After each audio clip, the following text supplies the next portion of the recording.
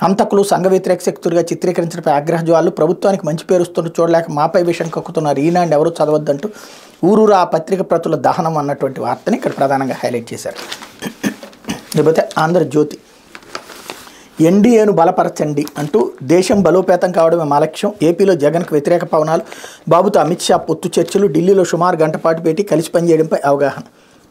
కింద పడ్డ పై చేయి నాదేనన్నటువంటి ధోరణి ఇక్కడ ఆంధ్రజ్యోతికి ఉంటుందనడానికి సాక్ష్యం ఇది. ఇది ఎన్డీఏని బలపరచండి అని వచ్చి మీరు మాతో కలిసిపోయి మమ్మల్ని బలపరచండి ప్లీజ్ అని చెప్పి అమిత్ షా అడిగాడన్న కోణంలో రాసుకొచ్చారు. ఇదే దిగజారుడుతాను, మొదటి నుంచి కూడా ఇదే దిగజారుడుతాను.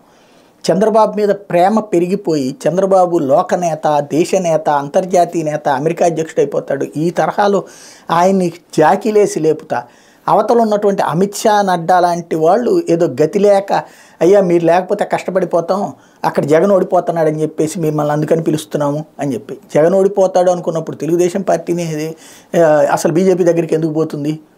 అక్కడ ఆ మాత్రం అర్థం కాదా? జగన్ మీదన గెలవలేమన్నటువంటి భయంతోనే కదా భారతీయ జనతా పార్టీతో జనసేనలతో పొత్తుల కోసం తప్పిస్తోంది తెలుగుదేశం పార్టీ.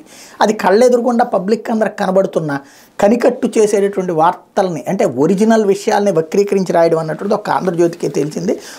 ఫేక్ బతుకులు అంటూ మళ్ళీ రెచ్చిపోయిన